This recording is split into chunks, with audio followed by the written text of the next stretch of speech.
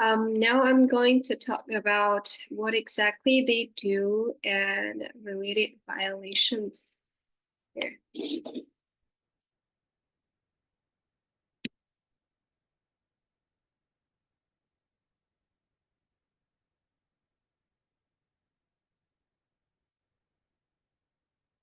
Part A is about what Miller Energy, Hall, and Boyd did and their violations. First, Miller Energy CFO Boyd failed to account for the Alaska acquisition per GAAP. The code emphasizes that fair value is a market-based measurement, not an entity-specific measurement, and should be determined based on the assumptions market participants would use in pricing assets or liability. As illustrated in Table 1, Miller Energy failed to use the assumptions market participants would use as acquired under GAAP. Miller Energy used a single flat price for every year of production in the reserve report, while market participants would normally use escalated prices to account for future inflation and the price of oil and gas.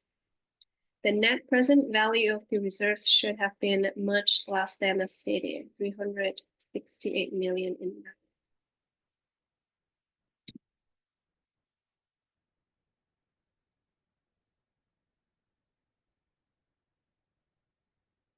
Miller Energy failed to consider market participants' views concerning the impact of income tax. The use of an appropriate tax rate reduced the value of the reserves by approximately 90 million.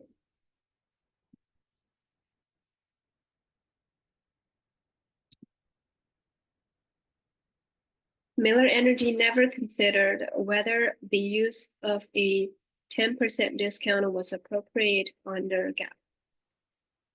Market participants would have used a discount rate that would have further reduced the value of the reserves by approximately 179 million.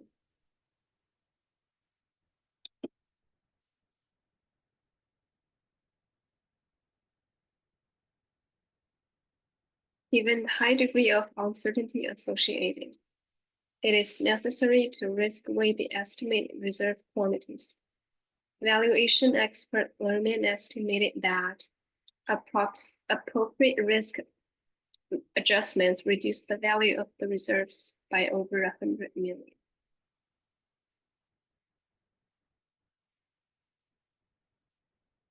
Miller Energy and Hall provided expense projections that were significantly lower than past actual experience. Valuation expert Lerman has estimated that understated expense numbers used by Miller Energy overvalue the oil and gas properties by more than 60 million.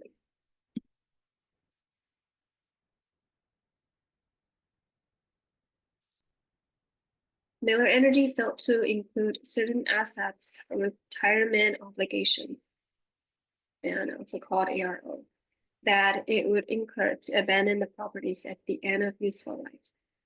The estimated present value of the ARO for the property is 41 million.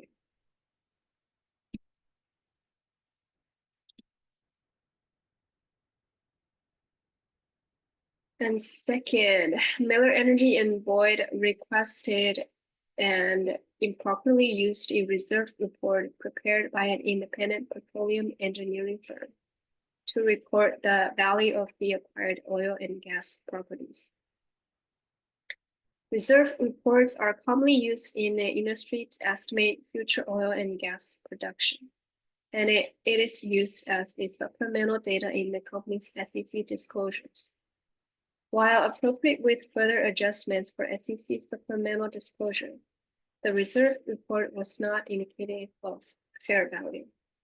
Also, on page 3 of the reserve report, it specifically states that the discounted values shown are for your information and should not be construed as your estimate of fair market value.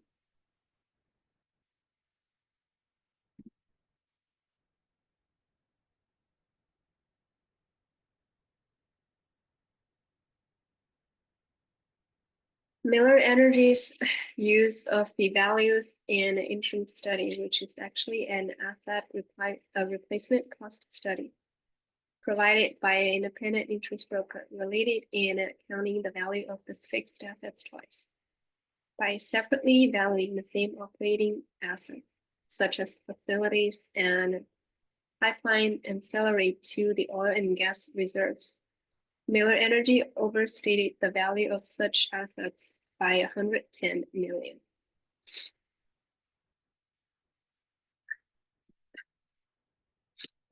And there are also other red flags shown. The immediate past owner of the properties purchased them in a package with other properties. In 2007, recorded 443 million for the whole package. The portion of the assets later purchased by Miller Energy represented roughly 29% of that. Prior to Miller Energy's purchase, the group of assets it acquired had a book value of 114 million. Here the table compares Miller Energy's recorded values to the seller's net book value.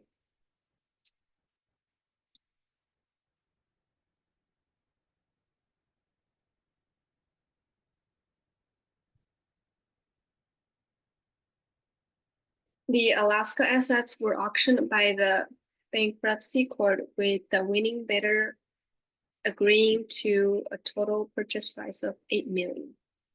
A second entity, designated as the backup, bid for 7 million, but neither got closed. As a result, the former owner was granted to abandon the asset.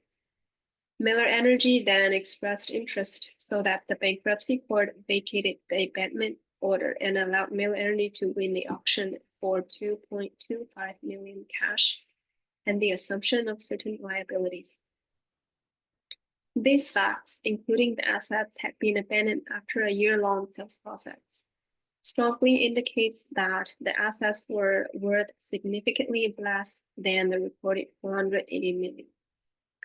Also, Paul, as a former employee of the prior owner of the assets, who became the head of Miller Energy's Alaska operation, testified that Paul's company tried to sell the assets for about 3 to 14 million.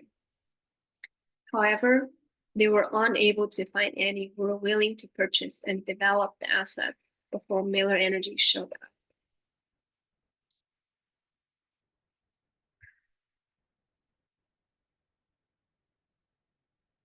And now I'm gonna move on to part B, which is what Vogt did and his violation.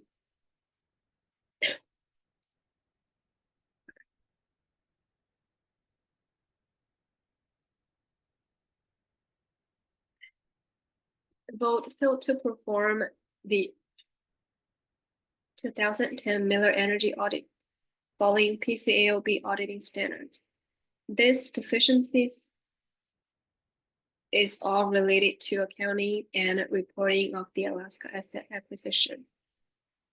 The code requires auditors to obtain sufficient, competent audit evidence to provide reasonable assurance that fair value measurements and disclosures conform with GAAP. However, Vogt relied almost exclusively with little limited testing on the 368 million reserve report and the so-called asset replacement cost study of 110 million to justify Miller Energy's 480 million valuation. He also failed to sufficiently review and evaluate the reasonableness of assumptions such as discount rate, risk weight of certain reserves, future oil prices, and operating and capital expenses mentioned earlier in table 1. And Vogt did not consider the consistency of pieces of evidence, such as the reported 480 million with the actual purchase price of the assets, which is $2.25 million.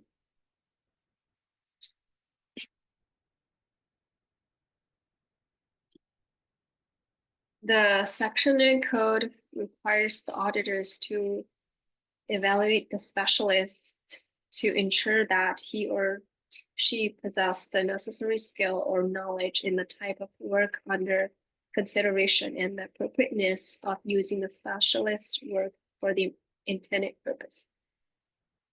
Vogt failed to obtain an understanding of the intended purpose of the petroleum engineers' engagement for Miller Energy, which was to produce a reserve report, not a fair valuation of acquired assets. Especially the report expressly states that values shown should not be considered as an estimate of fair market value. Vogt also failed to adequately obtain an understanding of the methods and assumptions used by the specialist or appropriately test data provided to the specialist.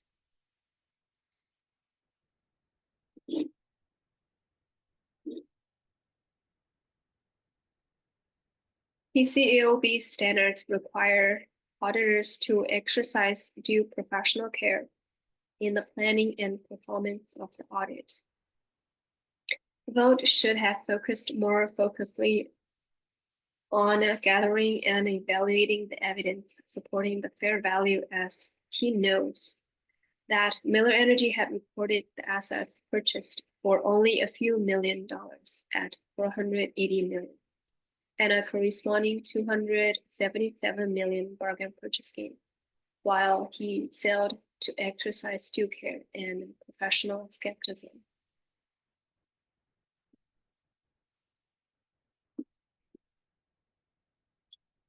The section code requires an auditors to adequately plan the work and properly supervise assistance. Vogt approved an audit planning without an adequate understanding of the Alaska acquisition. He also failed to provide additional and alternate procedures for the insufficient evidence provided.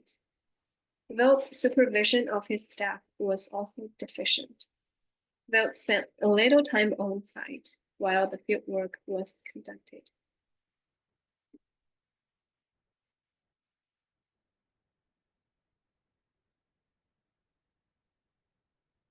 The section code states that when an auditor has concluded that there's a significant risk of a material misstatement of the financial statement, higher risk requires more experienced personal or more extensive supervision by the auditor. Vogt knew the magnitude of the Alaska acquisition and the inadequacy of Miller Energy's accounting personnel, including Boyd, should have resulted in increased scrutiny. However, he assigned crucial audit procedures to staff that lacked appropriate industry and auditing experience and did not sufficiently supervise their work.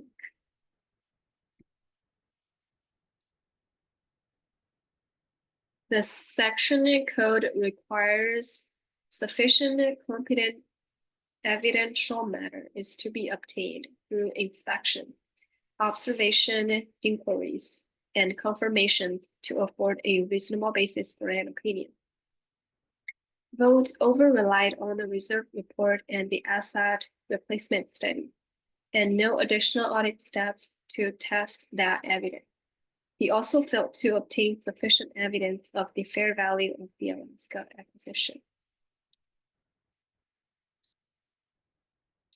Another section code requires an auditor may only express an unqualified opinion on historical financial statements when the auditor has formed such an opinion on the basis of an audit performed in accordance with PCAOB standards.